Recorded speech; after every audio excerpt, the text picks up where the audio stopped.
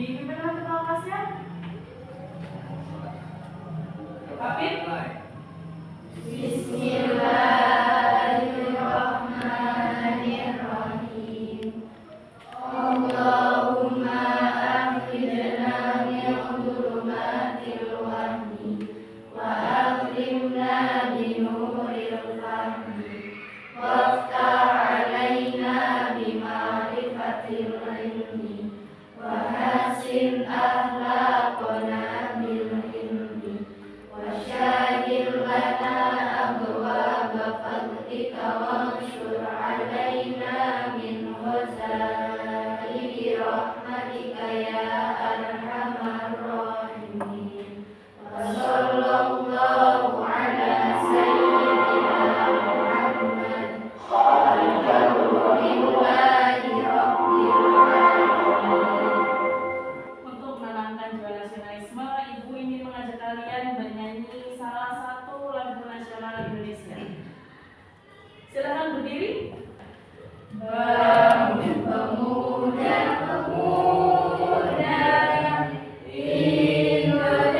Indonesia,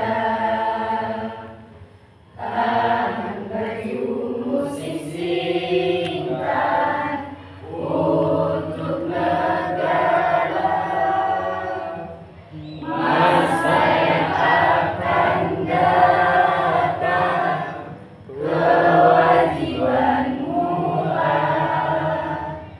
menjadi tanggunganmu terhadap nusa,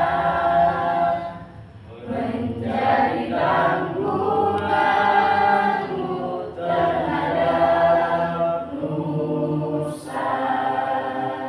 Terima kasih. Silakan duduk kembali.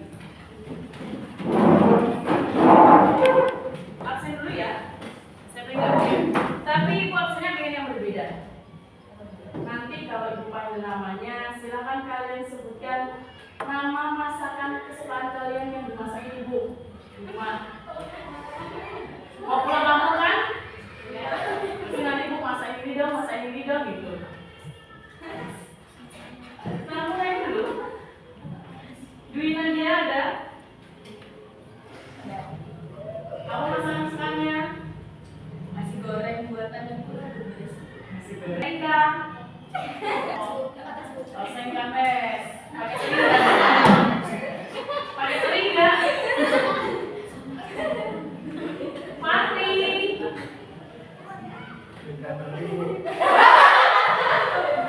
Dengan Dori. Yes. Laila Tun. Lintang. Lucy. Apa semuanya? Saya rasa Muhammad Refki. Nih. Anita. Oke, biar semangat. Nanti kalau Ibu tanya semangat pagi, kalian jawab pagi. Luar biasa. Rumonin di sini. Kalau Ibu tanya semangat pagi, jawabnya pagi, semangat gitu ya. Semangat pagi. Pagi semangat. Jadi tujuan pembelajaran dan manfaat pembelajaran sejarah hari ini, yang pertama mampu menganalisis berdirinya pemerintahan Orde Baru. Yang kedua, mampu mendeskripsikan pemerintah menciptakan stabilitas politik masa Orde Baru. Yang ketiga, menyajikan hasil analisis tentang dinamika politik di Indonesia pada masa Orde Baru serta pengaruhnya pada kehidupan masyarakat Indonesia masa kini. Yang selanjutnya, mampu menghubungkan materi pembelajaran dengan permasalahan yang ada dalam kehidupan sehari-hari serta mencari solusi dalam permasalahan tersebut. Selanjutnya nih, kenal nggak ini siapa? Siapa? Adiknya Ibu. Siapa? Bapak Soekarno. Indonesia itu pernah berganti presiden berapa kali sih? Berapa? Tuh 7. Kita lihat bener nggak 7? Yang pertama ada Bapak siapa? Bapak Soekarno.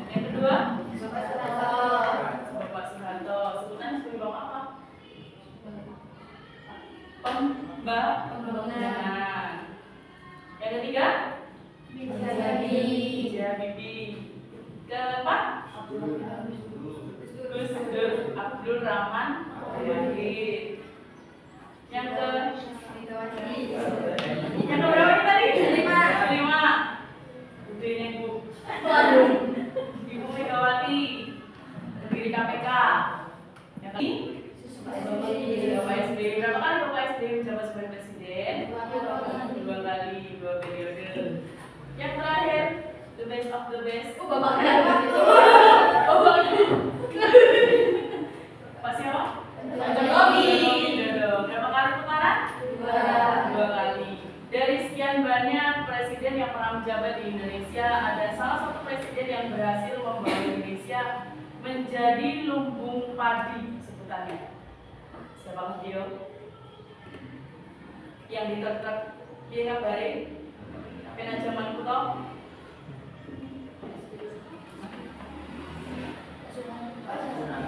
Ya, Bapak Soeharto. Beliau dikenal sebagai Bapak Pembangunan, di mana Indonesia pada masa tahun 1966 sampai 1998 Indonesia pernah mencapai kejayaannya dalam program pembangunan. Ada Repelita 1, Repelita 2 sampai Repelita 3. Nanti bahasnya lebih jauh dari itu. Ini tahu siapa? Siapa? Insinyur Soekarno dengan siapa itu? Ganteng kan saudaranya? Hah? Siapa? Tadi dari foto dari depan aja tahu, foto dari samping nggak tahu. Soeharto. Pernah sedekat ini dulu Bapak Soekarno dengan Bapak Soeharto.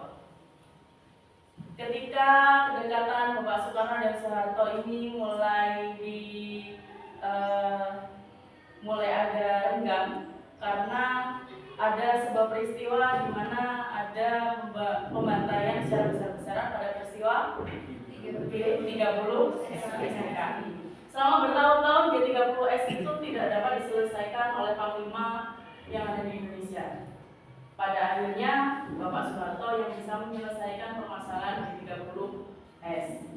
Dari efek penyelesaian G30S ini, masyarakat merasa bahwa ada dualisme kepemimpinan. Jadi pemimpinnya merasa ada dua, Bapak Soeharto dan Soekarno. Di mana ketika Soekarno diminta untuk membubarkan PKI, Bapak Soekarno tidak mau.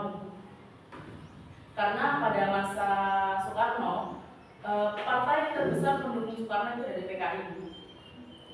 Nah, dari masalah G30S itu ada rasa tidak percaya lagi masyarakat terhadap pemerintahnya Soekarno.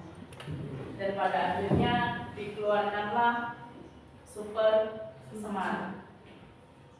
Super Semar itu keluar dari efek adanya Tritura.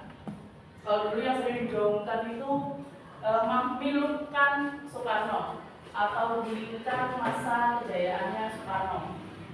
Dan pembubaran PKI serta ormasnya, kemudian perombakan kabinet Dikora, dan yang terakhir ada turunkan harga pangan Indonesia. Karena pada masanya Soekarno harga pangan itu kenaikannya mencapai 120%. Sebanyak itu harga kebutuhan pokok mahal. Kemudian kalau sudah pasti harga mahal, uang tidak ada, pastinya jarang ada barang. Dari demonstrasi Tritura itu muncullah surat perintah 11 Maret, di mana dalam isi Super Semar diperintahkan Soeharto itu untuk mengamankan pemerintahnya Soekarno. Karena kan pada masa Tritura ini mahasiswa, pelajar, dan para pemuda Indonesia itu melakukan demonstrasi besar-besaran. Jadi situasi politik sudah sangat kacau. Perombakan kabinet Dikora itu dilakukan oleh Soekarno, diganti kabinet 100 menteri sebutannya. Dirombak, tapi masyarakat Indonesia tetap tidak percaya. Karena kenapa? Di dalam kabinet Dikora itu ada beberapa anggota PKI. Pengennya itu PKI itu pokoknya dibubarkan. Masih ingat kan peristiwa PKI? Lubang buaya. Dari efek itu masyarakat menginginkan PKI itu pokoknya harus dibubarkan. Ini ibu-ibu yang ngajak kalian nyanyi. Pernah nyanyi kalau suka hati tepuk tangan nggak? Pernah. Pernah nggak? Lemes? Nah, tak boleh itu dari suaranya. Liriknya diganti. Tiga tuntutan rakyat Indonesia disebut dengan istilah tritura. Bubarkanlah PKI, rombak kabinet Bikora, turunkan harga pangan Indonesia. Bisa? Bisa nggak? Tiga tuntutan rakyat Indonesia disebut dengan istilah tritura. Bubarkanlah PKI, rombak kabinet Bikora, turunkan harga pangan Indonesia. Masih ingat kan? Diingat ini lagunya. Siapa tahu nanti keluar di ujian. Ini adalah sebuah foto dari peristiwa Supersmart, penyerahan surat perintah 11 Maret dari Soekarno kepada Bapak Soeharto. Isi ini pokoknya Bapak Soekarno menginginkan harus ada kestabilan politik pada masanya Soekarno. Setelah menerima Supersmart, tanggal 11 Maret itu diterima. Tanggal 12 Maret beliau itu melaksanakan tugasnya. Bahkan Bapak Soeharto sempat menangkap beberapa tokoh yang di parlemen, itu ada sekitar 8 atau 9 orang yang mereka ternyata masih ada kaitannya dengan PKI. Kemudian berhasil membubarkan para demonstrasi. Yang mahasiswa, yang pelajar diharapkan kembali ke sekolah. Kemudian nanti akan kami usahakan dalam menurunkan harga sembako. Ada yang tanyakan? Ya, lanjut. Nih, adanya dualisme kepemimpinan. Akhirnya setelah adanya Supersmart, kemudian masyarakat menginginkan Soekarno itu segera turun dari kursi kepresidenan dan digantikan Soeharto. Soeharto resmi diangkat pada tanggal 27 Maret 1968. Ia dikukuhkan sebagai presiden melalui MPRS. Karena yang memilih presiden itu MPRS. Yang berhak memberhentikan juga MPRS. Hal itu sekaligus menandai awal perjalanan Orde Baru. Masanya Soekarno sebutannya Orde apa? Orde Lama. Masanya Soeharto? Orde Baru. Masanya B.J. Habibie? Reformasi. Selanjutnya ada upaya menciptakan stabilitas politik. Banteng sudah ada dari dulu ya. Pilih yang ada bantengnya. Nih, dulu partai politik itu jumlahnya banyak, tapi pada masanya Soeharto, Bapak Soeharto kemudian menyederhanakan partai yang tujuan partainya sama, harus bergabung dengan partai utama. Ada P3, Golkar, dan PDI Perjuangan. Masih ada sampai sekarang ya? Masih ada. Kalau sekarang mulai banget ya. Ada Demokrat, ada PAN.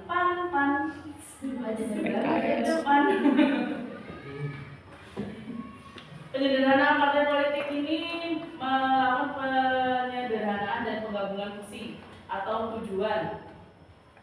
Mereka digabungkan supaya tidak ada kesulitan dalam masyarakat memilih.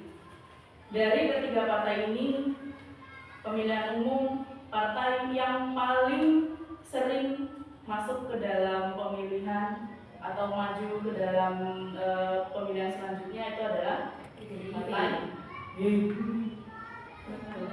Golkar. Kenapa kok Golkar? Masa Soeharto itu tahun 1966 sampai 1998 PNS, ABRI itu wajib memilih Golkar. Jadi lebih memudahkan Soeharto itu kan yang namanya PNS itu kan rata-rata orang menengah ke bawah atau menengah ke atas itu mereka jadi PNS. Dan lebih mudah itu mencari suara. Makanya masanya Soeharto bisa bertahan sampai 32 tahun. 32 2 tahun dipimpin.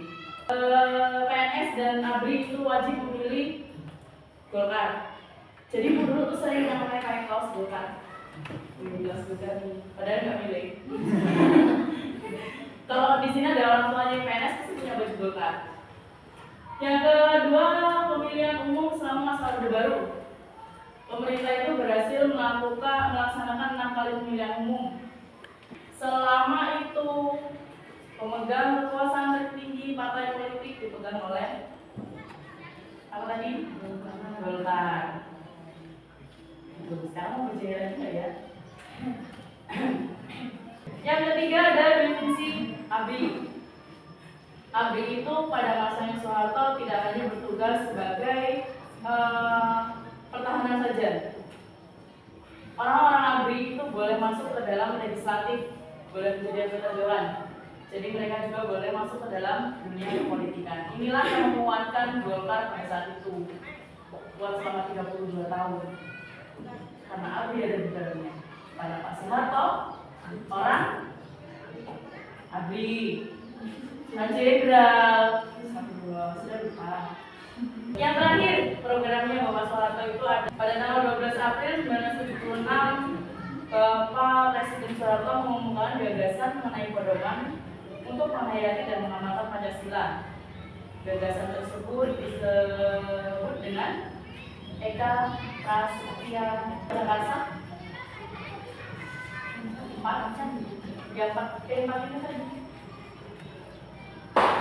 Untuk mendukung pelaksanaan Pancasila UUD 1945 secara murni dan konsekuen.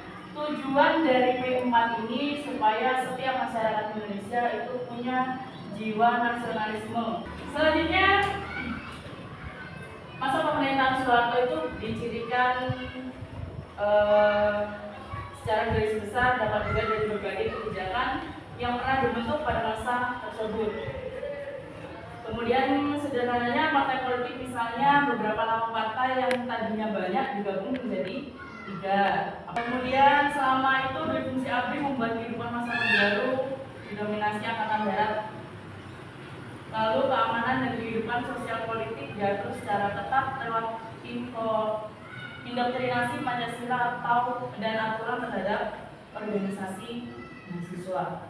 Masanya Soeharto juga yang namanya kejahatan dulu itu tidak ada sama sekali. Maling, garong, itu nggak ada, tidak ada. Mau naruh sepeda di tengah lapangan, di sehari semalam ditinggal tertutup. Indonesia berhasil menjadi lumbung padi pada masanya Soeharto, bisa mencukupi bahkan mengekspor beras sampai luar negeri. Dari materi ini ada yang mau tanya enggak?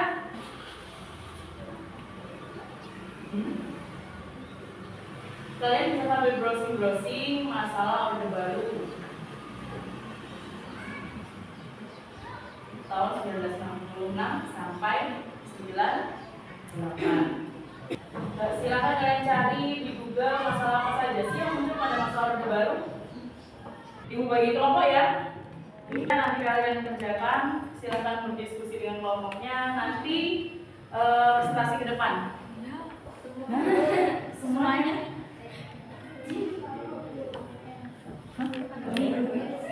Ada 2 tugasnya. Ada 2 tugasnya ya. Yang satu tugas gambar itu kalian nanti kalian kaitkan permasalahan fungsi ABRI, tahu dulu fungsi ABRI dengan permasalahan sehari-hari yang ada di lingkungan kalian. Ada nggak nih? Harusnya jabatannya apa? Tugasnya apa? Di kelas, ketua kelas malah suruh piket.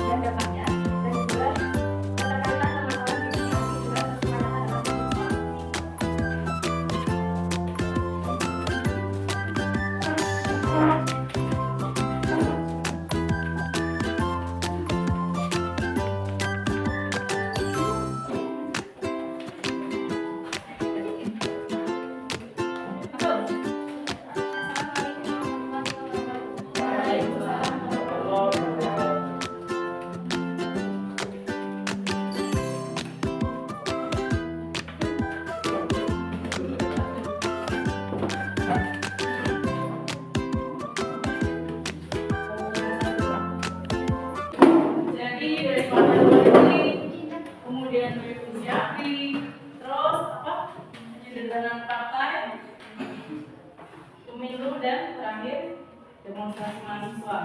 Dari keseluruhan permasalahan yang ada pada masa Orde Baru, sebenarnya jika ditanya lebih hebat mana sih Bu? Masanya Soeharto atau Soekarno atau yang sekarang? Semua sama. Yang menjadi tolak ukur itu adalah perkembangan kemajuan zaman. Jadi kalau di zaman sekarang disamakan dengan sama yang Soeharto berbeda, hasilnya pun akan berbeda. Beberapa hal yang masih digunakan pada saat ini dalam sistem kepartaian yaitu adanya penggabungan partai politik. Kayak tadi Pak Prabowo dan sama siapa? Ada Gibran dari Partai Solidaritas Indonesia. Terus PDI bergabung dengan mana lagi? Demokrat itu masuk ke Prabowo.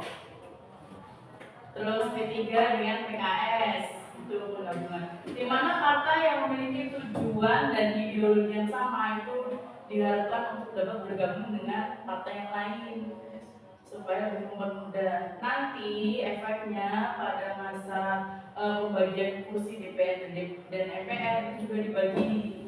Jadi satu partai dalam kelompok satu itu ada berapa partai, nanti dibagi di jumlah kursi yang ada di DPR dan MPR.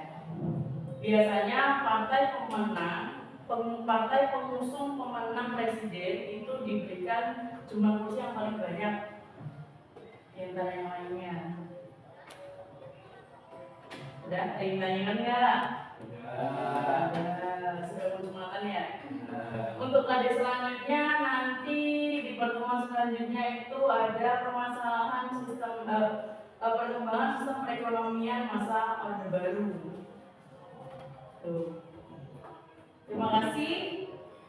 Nanti bisa dikumpul itu LKB-nya. Ibu Aniri, terima kasih atas perhatiannya hari ini. Ibu Aniri, wassalamualaikum warahmatullahi wabarakatuh.